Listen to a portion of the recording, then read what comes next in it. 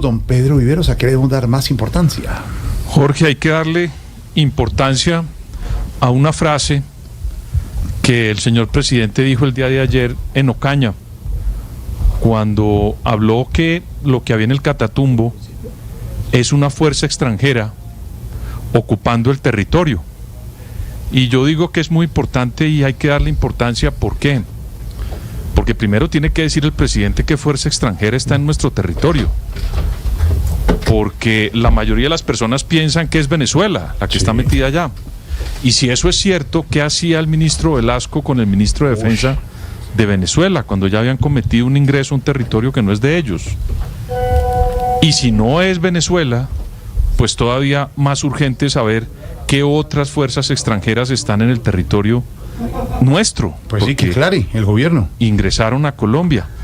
Yo entiendo que el presidente a veces lanza frases al desgaire que no hay que darle mucha importancia, pero en este caso, de esas dos palabritas de una fuerza extranjera en nuestro territorio, sí hay que darle mucha importancia, Jorge. Mire, yo le recuerdo a usted y a los oyentes que la última vez que ingresó una fuerza extranjera por aquí, por la región nuestra, se armó un conflicto de unas dimensiones inconmensurables cuando el gobierno del presidente Álvaro Uribe entró a Ecuador a la operación que dio de baja a Raúl Reyes. Sí, señor. En Sucumbíos. Y fue un conflicto que duró mucho tiempo. Que después se arregló en esa cumbre. ¿Se acuerda usted cuando ya se dieron la mano? Santo Domingo. En Santo Domingo. Que se hacían caras. Que se dieron la mano y el presidente Chávez intervino. Y entonces, después de eso, porque la queja era que se han metido aviones colombianos, Fuerza Aérea Colombiana, a territorio ecuatoriano. Sí, señor. Entonces, yo sí creo que hay que darle importancia y que nos define el gobierno qué fuerza extranjera está en el Catatumbo, Jorge Alfredo. Ahí está.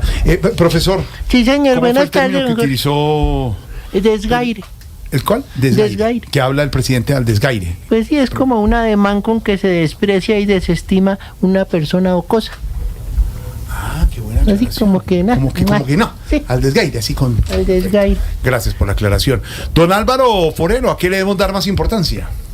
A las reducciones presupuestales que está anunciando el gobierno, que son tan dolorosas. Algunos pues están diciendo que son injustas, que tienen motivación política, pero más allá de la pelea de siempre, Petro o no Petro, hay que analizar lo delicado que son esos recortes de presupuesto. Claro que los presupuestos son políticos, en los congresos se deciden con criterio político.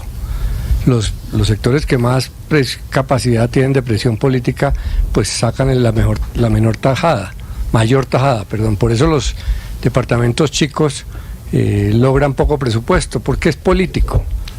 Aquí lo que hizo hace unas semanas el Congreso fue hundir una reforma. Salieron a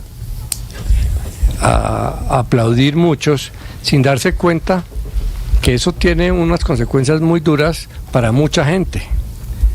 Y pues pueden acusar que Petro lo enfiló contra unas ciudades y no otras, pero el hecho es que los ciudadanos pierden mucho. Hay que tener en cuenta dos cosas. Sí, está de moda lo de Milei, de echarle sierra al Estado y a los gastos, pero eso no es tan fácil. En Argentina la situación era distinta porque era desesperada. El Estado estaba quebrado y la inflación había anulado la economía. Ese no es el caso de Colombia. Esos recortes son muy complejos. Es fácil anunciarlos en campaña, pero son dolorosos. Pero lo que más quiero resaltar yo es el problema del presupuesto colombiano. Aquí se están reduciendo, algunos dicen solo 12 billones. 12 billones es una enormidad de plata. Sobre todo en un presupuesto que sí es de 500 millones, pero el grueso de la plata se va en deuda y se van gastos que son inmodificables. El presupuesto colombiano es muy poco maleable, porque la porción de gastos de inversión es muy poca, porque en muchos casos está comprometida por vigencias futuras que han hecho otros gobiernos. Lo que le tocó a este gobierno, enfrentar huecos fiscales de deuda y del fondo de la gasolina, por ejemplo. Pero la peor de las falacias es el cuento de que son gobiernos derrochones, que se bajen de los carros oficiales, que no viajen, que voten personal innecesario. Con eso no se recoge nada. Usted vota todos los carros oficiales y ahí se ahorra 200.000. Son chichiguas, diría usted. El recorte claro, tiene que ser ahorra, alto. O por ejemplo mejorar el recaudo donde estamos rajados en este país, ¿no? Porque para recaudo y rebaja cero. Otros 300.000. Claro. Y vota mucha gente y se ahorra quizá $500 millón. El hueco es de 12. 12. El punto es, mi punto es, Su se está argumento. haciendo mucha política. Así como critican al gobierno Petro de hacer política con las inversiones, lo hundieron pensando en política. El Congreso colombiano no es la primera vez que tiene una ley de financiamiento Don al frente, Álvaro, pero ¿quién comenzó? que es dura. ¿Quién comenzó? ¿El Y por gobierno o el primera Congreso? vez la niegan. No, solo le hago la pregunta. ¿Quién comenzó? ¿El gobierno o el Congreso? No ¿Cuántos sé, ministros no sé. han pasado por el Congreso A eso sin es a poder lo que estoy manejar eso? llamando, Jorge. A eso es a lo que estoy llamando. Que reducir a esto, que es que Se vuelve Petro, una que no pelea gasta entre gobierno y nada. Congreso, y los Paganini son los ciudadanos. Por como eso. dice usted, que tienen que ver el recorte presupuestal en situaciones Mire lo básicas. que hizo el Congreso. Por hacer una jugada política y aparentemente derrotar a Petro, Sí. pasó lo mismo que con la ley de salud. La hundieron, le entregaron la salud a Petro para que hiciera lo que le diera la gana. Lo mismo está pasando en presupuesto. Normalmente el presupuesto lo propone el Congreso, el gobierno, pero El lo gobierno. decide el Congreso. Al hundirlo y dejar ese hueco desfinanciado ese presupuesto, pues le dejaron en manos a Petro para que castigue donde le provoque. Eso hace la oposición todo el tiempo, pero yo no estoy criticando a nadie. Lo que estoy diciendo es que tratemos de sacar ese tema presupuestales de la politiquería. Y Ojalá. decir que es facilísimo Sí. recortar. Sí. Es mentira que es facilísimo recortar. Muy. Y claro que hay Echar tijera plata muy mal tenaz. invertida, claro que hay Claro. mal gastada.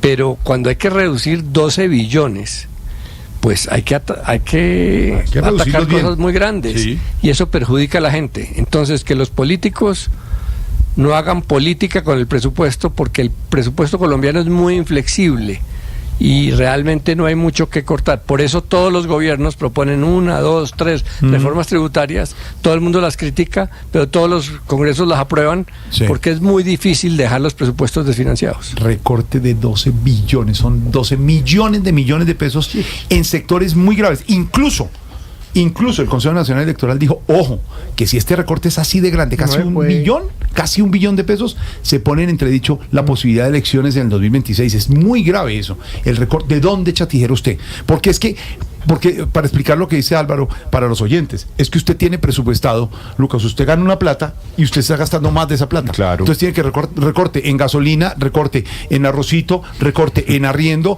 cambie el apartamento, no use agua, apague luz. Eso es lo que tiene que hacer. Muy grave eso, muy grave el anuncio de los recortes. 4:40. ¿A qué le debemos dar más importancia a Silvia Patiño? Jorge Alfredo, hoy conté en exclusiva en Meridiano Blue que por cuenta de toda esa crisis diplomática que Sí. desató el presidente Gustavo Petro el domingo a las 3 de la mañana, resulta que desde la Embajada de Estados Unidos en Colombia empezaron a llamar a congresistas del Partido Liberal a preguntarles cuál era su afinidad con el gobierno del presidente Gustavo Petro. ¿Por qué, Jorge? Porque acuérdese que dentro de las medidas que anunció Donald Trump estaba quitarle la visa a los funcionarios del gobierno, a quienes hubieran participado en la decisión de no permitir el aterrizaje de esos 2 aviones militares que estaban llenos de migrantes deportados desde Estados Unidos, y a aquellos partidos políticos afines al gobierno. Todos estos además incluían a sus familiares. Entonces, Sí. por supuesto, la magnitud de la amenaza del presidente Donald Trump era gigante. Pues llamaron a al menos 13 congresistas del Partido Liberal. Sí. Se podrá imaginar usted el susto, porque el Partido Liberal, hasta hace unos minutos, era partido de gobierno. Ya no. Se acaba de retirar. Independiente. Entonces, independientes. después de ¿Cuántas que veces puede cambiar un pasó partido? todo esto, solamente una vez. ¿Una o 2 veces? No, una vez. Una sola vez. En 4 años, una vez. Después de que pasó todo esto, Jorge, lo que contamos en Meridiano Blue era que el Partido Liberal estaba preparando ya la comunicación para declararse en independencia. Pues efectivamente, unos minutos después salió la carta firmada por el expresidente César Gaviria sobre su decisión de salirse de la coalición de gobierno. En palabras del expresidente Gaviria, el Partido Liberal no será cómplice de decisiones que vulneren los derechos de los ciudadanos ni de políticas que amenacen la estabilidad del país. Lo que pasa es que les dio miedo, Jorge Alfredo, y les da mucho miedo que por cuenta del presidente Gustavo Petro, en cualquier momento ellos también tengan que recibir las consecuencias de lo que ya Donald Trump ha venido advirtiendo. Y creo que les quedó claro exactamente, Esteban, que Donald Trump no está jugando. No está jugando. Eso no es un juego. Pero entonces, ¿a qué es lo que debemos darle más importancia, Jorge? Pues a las consecuencias que esto va a tener para la gobernabilidad del propio presidente Petro. Es como si Petro se hubiera hecho un harakiri, porque en el momento en el que el Partido Liberal se retira, deja de ser partido de gobierno, pues hay muchas menos posibilidades en el Congreso, de que el gobierno pueda pasar las reformas que son clave, entre ellas, por ejemplo, la tributaria, para poder recaudar esos 12 billones de pesos de los que usted estaba hablando con Álvaro. Así que imagínese el enredo incluso político, no solamente económico, migratorio, de relaciones diplomáticas, sino que el presidente se armó su propio lío en el Congreso y de gobernabilidad por cuenta de todo porque hoy el Partido Liberal no es más partido de gobierno, y eso se le vuelve un costo político para este último año y piquito que tiene el gobierno para pasar unas reformas reforma a la salud embolatadas. Y agréguele a eso que los empresarios iban a hacer una carta el domingo, y agréguele a eso que funcionarios del gobierno llamaron a Palacio, a quienes estaban manejando la crisis, y dijeron: no estamos de acuerdo y nos oponemos. Ministros y directores de institutos descentralizados en Colombia. Es que es una crisis que es muy grande. Es que se le rebotó. No hay nada peor que el fuego amigo. El canciller adelantó su salida. El canciller adelantó su salida y me voy ya. Yo no puedo estar en esto. Pero ¿cómo no iba a adelantar la salida?